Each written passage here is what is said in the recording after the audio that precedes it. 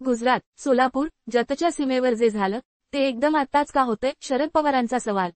बातमी सविस्तर. महाराष्ट्र कर्नाटक सीमावाद पुन्हा एकदा पेटल्याचे दिसत आहे. याशिवाय शंभूराज देसाई आणि चंद्रकांत पाटील यांचा बेळगाव दौरा रद्द झालेला असल्याने महाराष्ट्रात राजकीय वातावरणही तापलेलं आहे. अशातच आता बेळगावजवळ हिरेबागवाडी टोल नाक्याजवळ महाराष्ट्राच्या वाहनांवर कन्नड रक्षण वेदिकेच्या कार्यकर्त्यांकडून हल्ला करण्यात आल्याची घटना घडल्याने हा वाद आणखी चिघळण्याची चिन्ह दिसत आहेत. या घटनेच्या पार्श्वभूमीवर आता महाराष्ट्रातून संतप्त प्रतिक्रिया उमटत आहेत. राष्ट्रवादी काँग्रेसचे अध्यक्ष शरद पवार यांनीही या घटनेवर पत्रकार परिषदेत घेत नाराजी व्यक्त केली. यावेळी त्यांनी महाराष्ट्रातील सीमावर्ती भागातील विविध गावांमध्ये सीमा प्रश्नावरून वेगवेगळ्या भूमिका घेतल्या जाऊ लागल्याच्या पार्श्वभूमीवरही प्रतिक्रिया दिली. शरद पवार म्हणाले, जे काही गुजरातच्या सीमेवर झालं, जे काही सोलापूरच्या सीमेवर झालं किंवा जे काही जतच्या सीमेवर झालं, या गोष्टी तशा एकदम आताच का आल्या? मी सोलापूरचा 7-8 वर्षे पालकमंत्री होतो.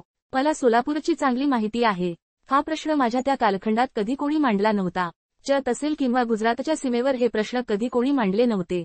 याचबरोबर आता कुणीतरी या ठिकाणी जाणीवपूर्वक चिथावणी देण्याचा प्रयत्न करतोय आणि दुर्दैवाने राज्य सरकार बघ्याची भूमिका घेत आहे.